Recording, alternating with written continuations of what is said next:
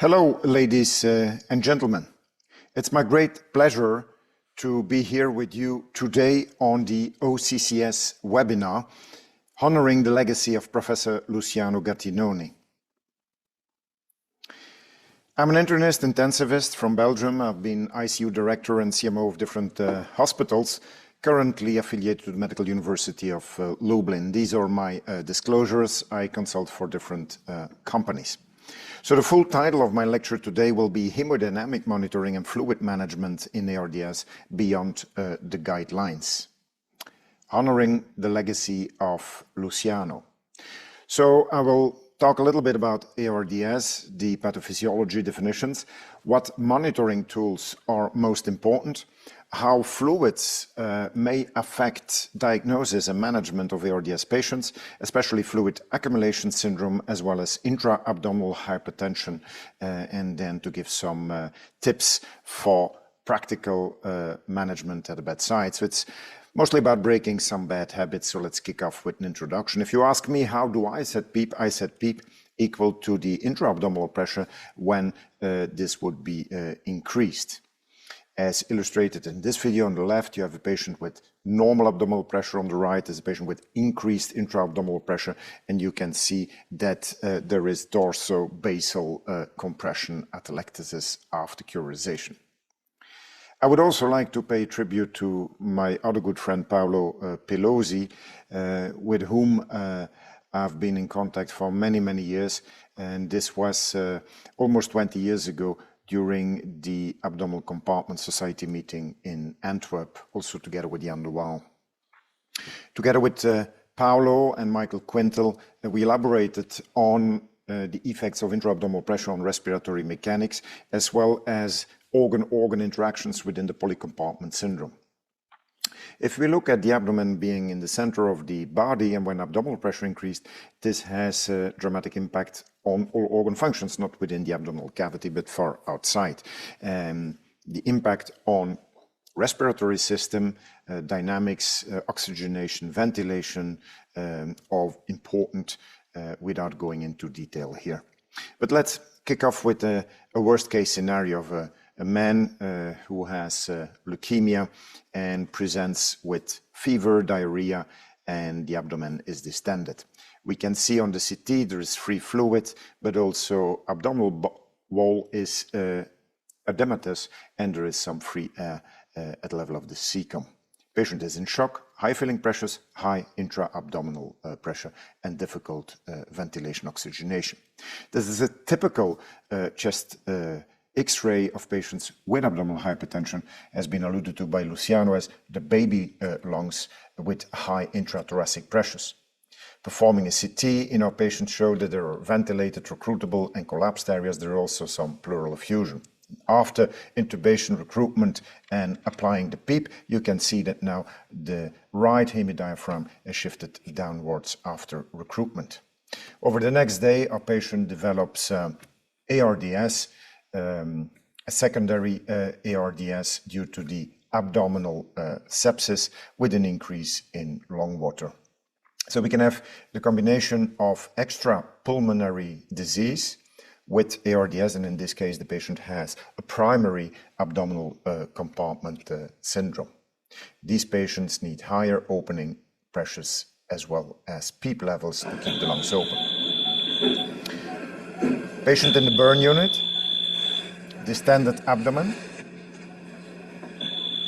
tidal volumes of 130, peak pressures of 55,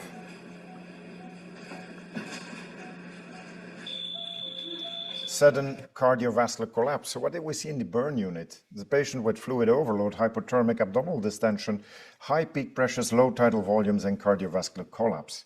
The organ-organ interactions from the abdomen to the thoracic and the ventilation. So let's move on to the ARDS definitions and with the American European consensus definitions in 1994, stating that it's an acute disease, bilateral infiltrates, low PF ratio, and no heart failure. So about all these years, which is more than 30 years, it was time for a change. And I guess after 20 years, there was this consensus of 16, which then led to the Berlin definitions of ARDS. But let's now skip off today.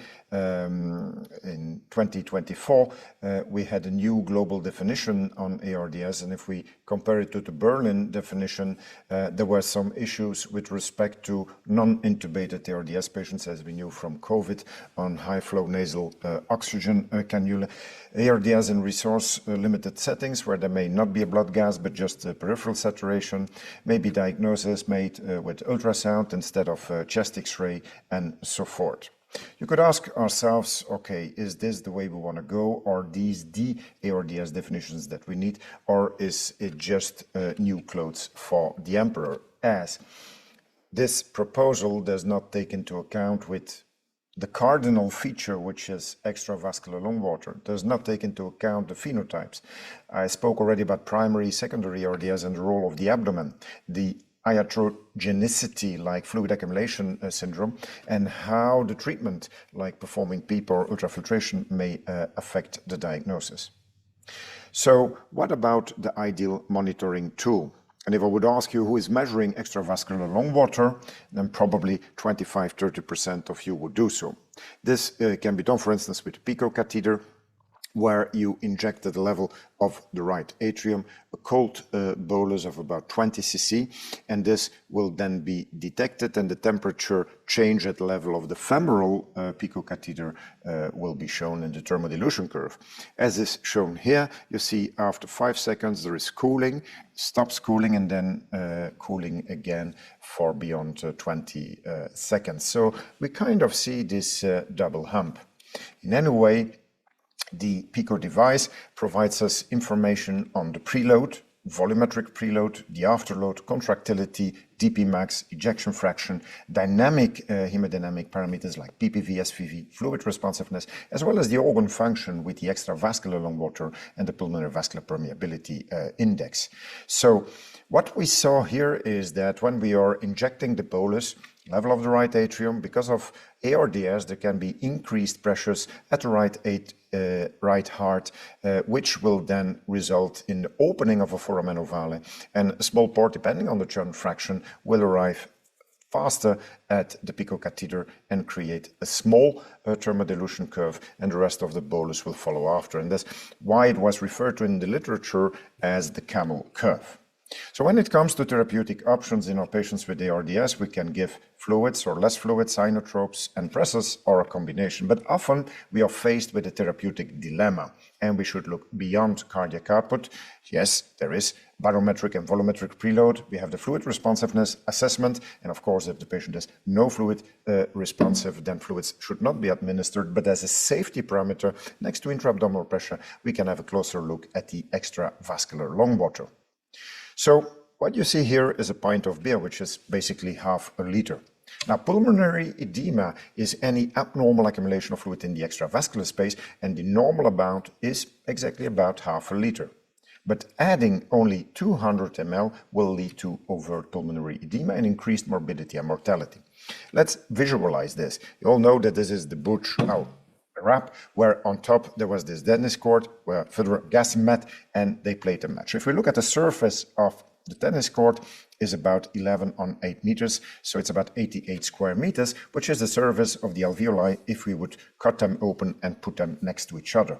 So we must remember that the lung is a fairly dry place, and the lungs need to be dry for proper gas exchange, function of the surfactant, for recruitment and diffusion of gases. Studies have shown that mortality is almost 100% if the lung water increases above 14–15 mL per predicted body weight, which is about 500 mL in volume. So it would mean that on top of the normal volume of lung water, if you would add another 500 mL on the surface of a tennis court, which doesn't seem much, this will result dramatically in increased morbidity, mortality, of course, in patients with leakage and ARDS. So lung water seems very important. But if you look at patients who fall under the Berlin definition or even the new global definition of ARDS. And if you would measure the extravascular lung water, then almost 1 in 2 patients labeled as ARDS do not have ARDS because the cardinal sign is increased lung water. So we can measure extravascular lung water with transpulmonary thermodilution. It has been compared to gold standard in autopsy studies, animal studies, gravimetry, and it has been systematically linked to increased mortality. And in this study we performed with Francesco Cavelli, Xavier Monet, we found that extravascular lung water was an independent predictor for mortality. So the odds ratio was about 1.7. And if we look then at survivors and non-survivors, we see that non-survivors have an extravascular lung water that is about 5 ml per kg higher. So lung water seems crucial. And if the lung water increases, it's like of a safety parameter to stop fluid resuscitation, especially in the setting of capillary leak and secondary ARDS. In the study, about 123 patients, we monitored extravascular lung water, and when there was a drop in extravascular lung water by 2 ml per kg, prognosis was good, and we defined those as responder. And you can see here that responders, the ones who drop the lung water, have a cumulative fluid balance that's more imbalanced, whereas those with a positive cumulative fluid balance beyond 10 liter had a further increase in extravascular lung water. So late conservative fluid management, defined as 2 consecutive days with a negative fluid balance within the first week of ICU stay, resulted in better survival, faster weaning, as well as responders, so those who have a drop in the lung water, had a better survival and faster weaning. So lung water really is a target that we should correct for. The other one is the pulmonary vascular permeability index, which can be simply understood by looking at the ratio between the lung water and the pulmonary blood volume. If you have a patient with hydrostatic pulmonary edema on the right, the patient will be fluid overloaded, whereas an ARDS patient may just have capillary edema. So the ratio of permeability will be much higher in hyperpermeability pulmonary edema with sepsis as opposed to hydrostatic pulmonary edema in heart failure. And Xavier Monet and co-authors found that they were able to separate with a cutoff of 3 the ARDS patients versus the ones with cardiogenic pulmonary edema.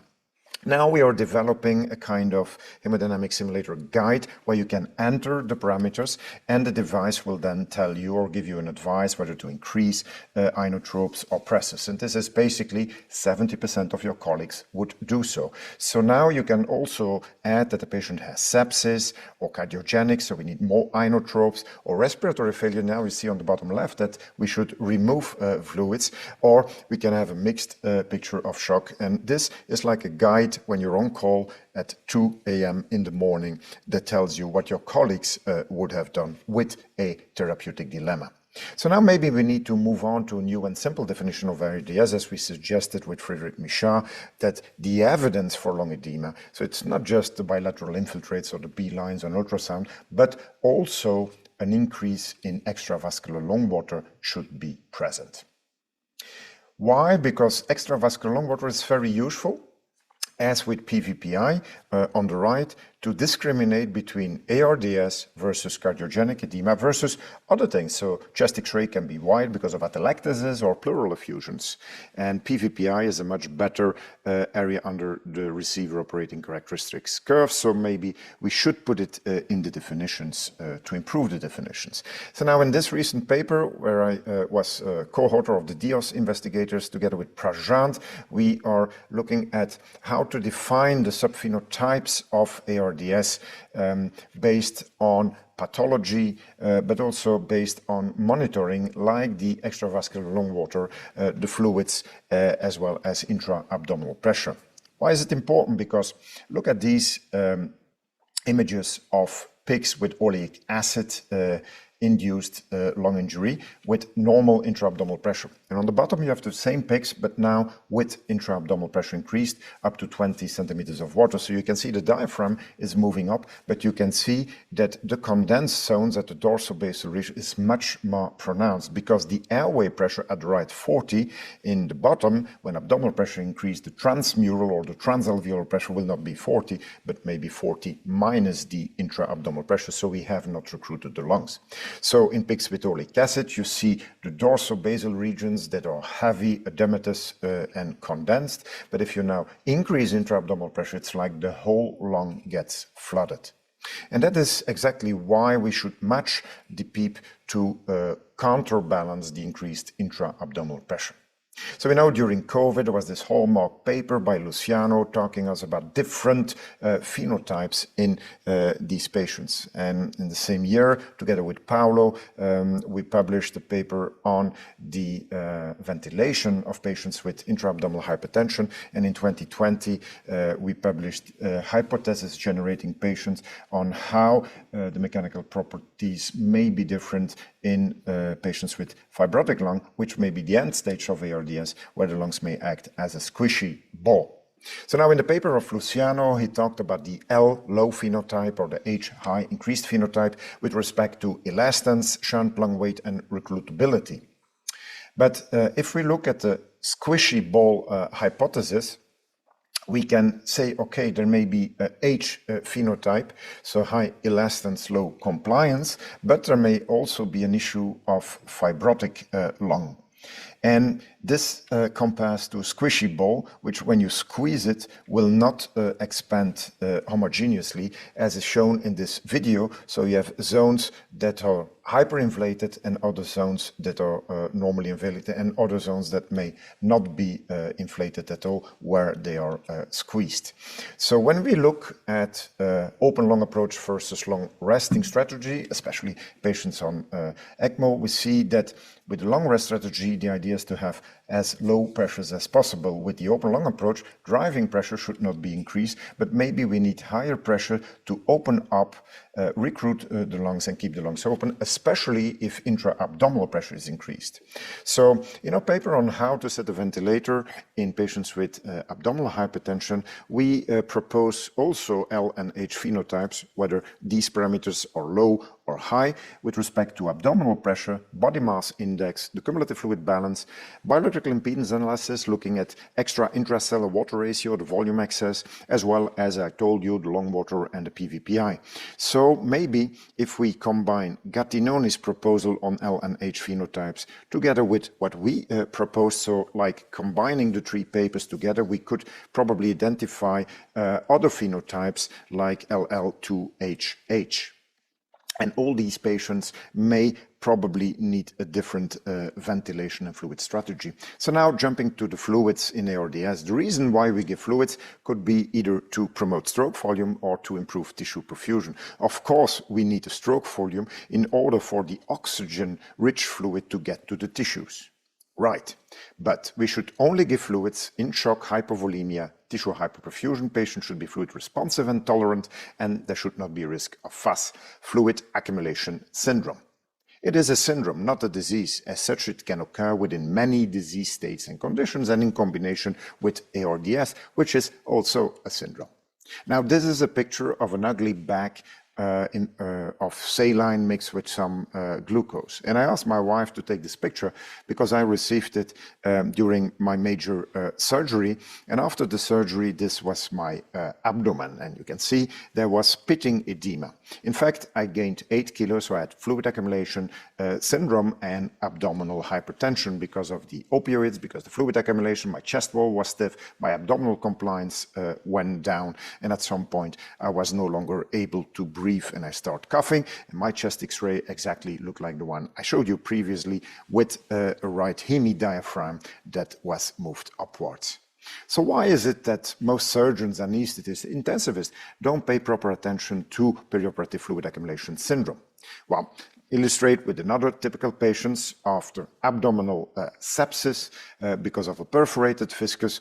Blood pressure is low. Let's give a bag of saline, CVP low, urine output, PPV high, maybe passive leg raise is positive. At the end of the day, the patient may have received 5 bags of saline. Why? It's kind of a reflex. Whenever something goes wrong, we believe that some fluids are beneficial. But on postoperative day 2, we see the abdomen is further distended, creatinine increased by day 4. There is a CVVH machine because of oliguria, cumulative fluid balance, 7 liters, and deterioration of kidney function with a wide chest X-ray. Right? This is kind of a patient that you may see in your ICU quite often, hopefully not too often. By day 7, it's a real case, happened about 25 years ago when I first started as consultant in Antwerp. There was cardiac arrest and decompressive laparotomy was performed because of acute mesenteric ischemia related to fluid accumulation syndrome, leading to secondary abdominal compartment syndrome. So fluids and increases in abdomen go hand in hand, and abdominal pressure is a killer. But the question is, did we do everything to prevent fluid accumulation syndrome? And are we starting to look at fluids as drugs and implementing fluid stewardship? Because fluid overload, accumulation at the outside, mirrors fluid accumulation at the inside and each and every organ function. This will lead to venous congestion, venous hypertension, and global increased permeability syndrome. So when we give fluids, there will definitely be second, third space fluid accumulation. Abdominal pressure will increase due to bowel edema. I showed you the cases. Vena cava compression, reduced blood flow to the heart, reduced venous return, and a drop in cardiac output, which will then result in a reduced forward flow to all the organs and a vicious cycle of multisystem organ failure. Because we must remember that every fluid that we administer will be lost to the interstitium. It's just a matter of time. So fluid overload, hypervolemia will lead to peripheral edema because of hydrostatic forces. But the opposite is not true. It's not because you're edematous that you're intravascularly hypervolemic. And there's some confusion between these terms. That's why Jean-Louis Vincent suggested we should avoid it. Everything you need to know can be found in this open access paper on deresuscitation, and more recently, our review on fluid accumulation syndrome. This is the visual abstract talking about pathophysiology, diagnosis, prevention, and the impact of fluid accumulation on each and every organ system. We need to prevent fluid restriction, withholding, withdrawing, de-escalation, and then maybe finally de-resuscitation, because fluid strategies do matter in patients with ARDS and respiratory failure. In this study, again with a good friend Paolo and Patricia Rocco, we hypothesized that mechanical ventilation, whether it's controlled, like in this case, you have a positive pressure and you will have a decreased right venous preload, and the transvolucular filtration pressure will be decreased, so less pulmonary edema. On the other side, we have seen this P-cili, when there are inspiratory efforts, there will be an increase in RV preload and an increase in transvascular filtration pressure and a risk of pulmonary edema. So fluids matter, mechanical ventilation matter, lung water matters, but who would measure intra-abdominal pressure? If I would ask you, maybe 15–20% would do so. Yet nowadays we have modern technology that allows us to monitor bladder pressure continuously with this bladder catheter with 3 balloons. So it has the positioning balloon, and at the tip there is a sensor which is protected by a fluid-filled balloon. You now can connect this to any bedside monitor with a smart cable, so you have your continuous strength and you can identify what is happening to the patient. Like this patient went to CT, a disconnection, then we saw that there was a collection, a paracentesis, evacuation, and then we see a further increase because there was bleeding. With analysis of the area under the curve, we can look not only at the area, but also the time that the patient has a pressure above a threshold, so like the pressure time burden, which probably will be equally important as we have for ICP and intracranial hypertension, and abdominal perfusion pressure, renal perfusion pressure will be more important to understand deterioration of kidney function, for instance. Again, the organ-organ crosstalk. We were able to validate this first in human, in ICU patients, patients in our ICU in Lublin. But I guess there are 10 good reasons why you should go for continuous IP monitoring in patients with ARDS. Why? Now, if you have AIP on the bottom, above you have the end-tidal CO2, and you can see every time that the patient was fighting with a ventilator, doing respiratory efforts, using his accessory muscles, an increase in abdominal pressure resulted in a decrease in the tidal volume, like in the video, and an increase in end-tidal CO2. So with neuromuscular blockers, this could be improved. So the lecture today is in memory of my good friend Luciano. And I have to go back almost 25 years in time. You know, this landmark is in Brussels. And in Belgium and Italy, we did the multi-center study with Luciano as senior author, my mentor on these papers, who were the foundation for my PhD on the impact of intra-abdominal hypertension in critically ill patients. So I'm very grateful to my friend Luciano. I want to thank him for his support during the years and his brilliant insights in organ-organ crosstalk, because it's from him that I learned that intra-abdominal hypertension affects chest wall elastance, where normally the chest wall accounts for 15%. In abdominal hypertension, they may increase to 50%. And there is a relation between intra-abdominal pressure and chest wall elastance. And this is especially true in patients with extrapulmonary ARDS, read with abdominal problems. Paolo Pelosi also looked into this and checked for medical patients or surgical patients, meaning abdominal surgery mainly, as well as those who are obese. You see, the higher the body mass index, the higher the IAP and the correlation with chest wall elastance. Surgical patients also have high IAP, the ones with abdominal interventions. So the extrapulmonary ARDS, as suggested by Luciano, mainly refers to the surgical ones.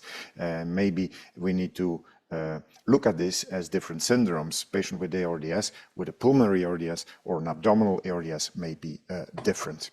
So together with Michael Quintal, Luciano performed many studies, animal studies, like in pigs, where they increased abdominal pressure, and you can see that there is an impact on total respiratory system compliance curve. But the reason for that is because that chest wall compliance goes down, whereas the lungs are unaffected. So the problem is outside the lung in a secondary ARDS.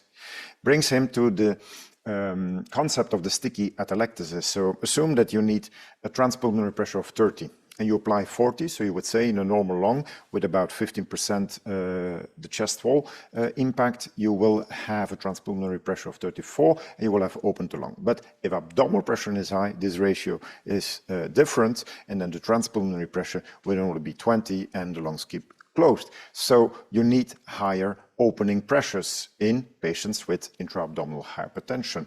And this also has an impact on recruitment, as well as lung protective ventilation and the best target for plateau pressures. Same way, when we are deflating the lung, you will see that the closing pressures are also higher, otherwise the lung will be collapsed. So you need higher PEEP, and as a rule of thumb, you can set the best PEEP to counteract increased intra-abdominal pressure. So now when you have ARDS, the cardinal sign is fluid, extravascularly pulmonary edema interstitial fluid. So these fluids need to be drained. They can only be drained in three ways: via the hilus, transpleurally, or transabdominally. Now, the problem is, and this brings me to another good friend, Goran, unfortunately passed away, and it was Luciano who wrote this obituary with Goran many years ago. I think it's almost 20 years ago, we looked at the interplay between the thorax and the abdomen with respect to lymphatic drainage, also together with Paolo. Because when there is sepsis, there is fluid resuscitation, there is abdominal hypertension, but this will also result in increased lymph flow, abdominal thoracic. At a certain point, this increase will be limited by increases in intra-abdominal pressure to a critical point where the lymph flow will decrease, interstitial fluids will accumulate, leading to further intra-abdominal hypertension with compression of the vessels. And this leads like a vicious cycle that will then further increase intra-abdominal pressure, may end up with abdominal compartment syndrome. So it's important to preserve lymphatic flow to drain the extravascular lung water. So having said that and talked to you about definitions, pathophysiology, about the monitoring of the lung water, of the abdominal pressure, and how fluids play a role. Let me just mention one last thing that nicely sums everything up, and which was also an idea that was patented by Luciano. So it's illustrated by putting a weight on the chest wall, so decreasing the chest wall compliance by putting a weight, and the idea is that by doing so, we may improve gas exchange. Okay, this is also summarized in the paper wrote with Paolo on how to ventilate a patient with abdominal hypertension. So basically, if you put a weight, for instance, 10 kg on the chest in this preliminary study, I only saw it as an abstract of 11 patients. There were 8 responders, and you can see that PF ratio improved while there was no difference in ventilation or CO2. Practically, how we do it in the ICU is that you put a box with twice 5,000 cc of hemofiltration fluid on the chest to decrease the compliance there. And by doing so, you can recruit dorsobasal regions. Now, another technique is that you put a vacuum shell on the abdomen. This was studied in 4 patients, again, 3 responders. You can see that it allows suctioning of the abdominal wall. By doing so in the negative pressure, you can reduce intra-abdominal pressure. And after that, Luciano performed a study where in pigs, where he also put the shell on the abdomen and then looked at elastance of the lungs and of the chest wall. And you can see that there is a decrease in respiratory elastance, mainly a decrease in chest wall elastance, so an improve in chest wall compliance with especially in the pigs who had abdominal hypertension. So it seems by having a negative pressure on the abdomen, we can kind of improve ventilation. So if you would now combine these two, so you put a weight on the chest and you put a vacuum shell on the abdomen. By putting the weight, you will decrease chest wall compliance, you will increase abdominal wall compliance, and you will have dorsobasal recruitment with the combination. So the weight plus the vacuum has the same effect as putting the patient prone. But in the prone, again, when abdominal pressure is increased, we should have suspension so that the abdomen can hang freely, because otherwise, when you prone the patient, you will increase intra-abdominal pressure, and then you will decrease abdominal wall compliance. And I found this research letter showing, in fact, that putting a weight on the thorax may help to improve recruitment and ventilation, as was shown by EIT. So, ladies and gentlemen, to wrap things up, if you ask me how I set PEEP equal to the intra-abdominal pressure, as I explained to you, but of course with a maximum of a PEEP of 20, which would equal an intra-abdominal pressure of 20 millimeters of mercury. So you put the centimeters equal to the millimeters, which takes into account the index of transmission. Of course, beyond that, check with the surgeon and check if there is no surgical problem in the abdomen that should be dealt with.